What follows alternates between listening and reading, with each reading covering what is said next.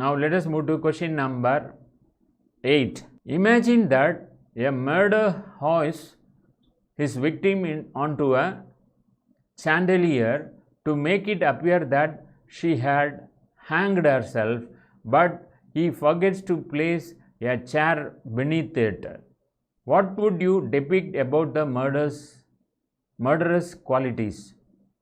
Is it he was a bit conservative personality, or he made a plan but without any reasoning, or he was actually trying to help the other person but failed due to the negligence, or he was a person who, having overcome major obstacles, is undone by something trivial?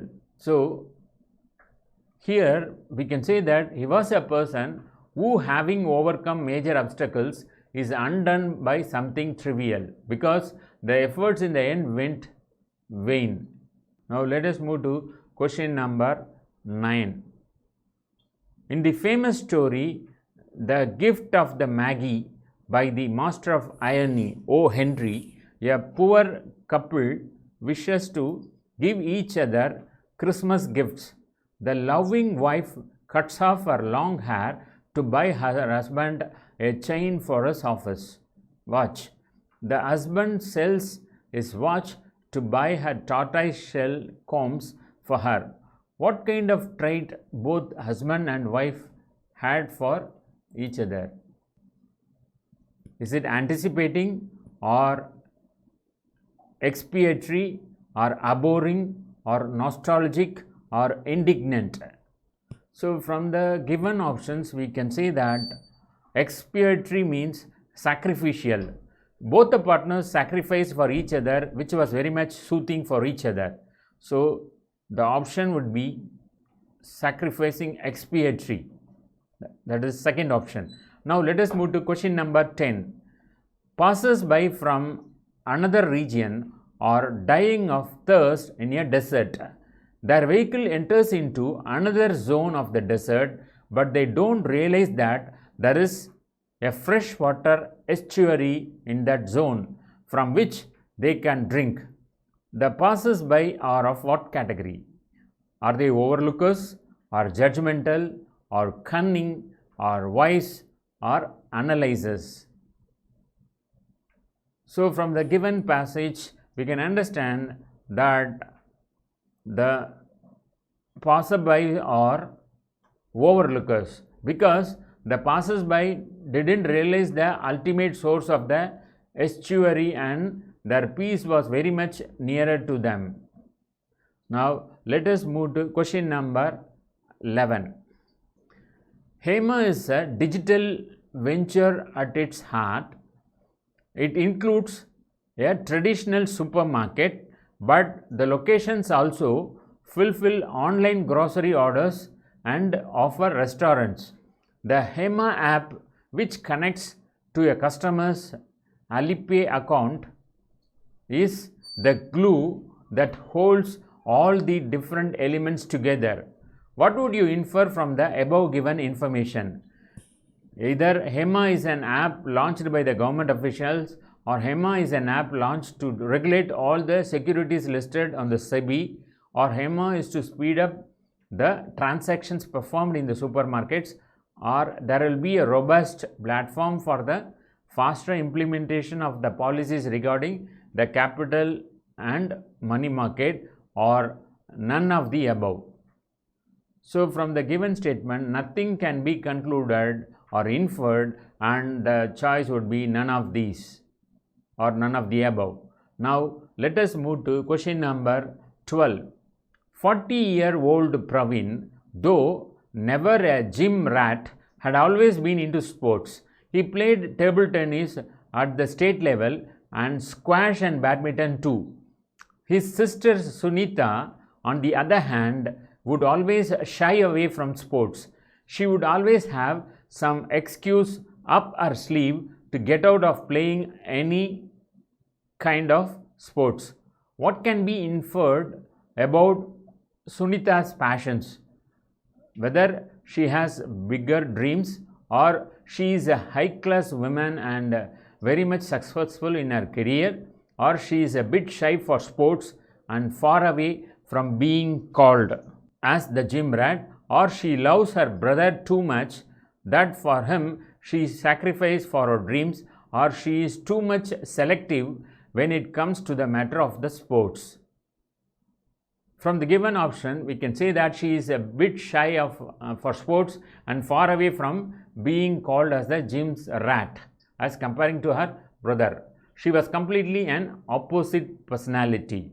Now let us move to question number 13. A girl pretends to be recklessly decadent in order to please a recklessly decadent man, but her effort is futile because he falls in love with an innocent, simple girl. What can be said about the man to whom the girl loved? Is it useless, or ignorant, or neutral, or none of the above, or all of the above? So from the given passage, we can infer that none of the above can match. Either useless or ignorant or neutral can match. So none of the above could be the option. Now let us move to question number 14. Seriously though, while studying for my MA in liberal arts, I was lucky enough to take a great class in Gothic fiction and learn about its roots and its basic elements. You may be surprised to find that while it is easy to come up with ideas, it is hard to find enough time to write them down.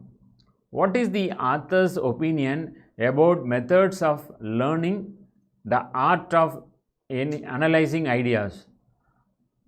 Is it he thinks that coming up with this the only challenge that one has to face, or the success lies in easily coming up with the ideas along with finding time to write them down, or the only problem associated with while analyzing the ideas is that people don't want to find time for writing them and then memorizing it, or it is hard to believe that people are very much weak in analyzing the minute things related to the every aspect of life, or none of the above.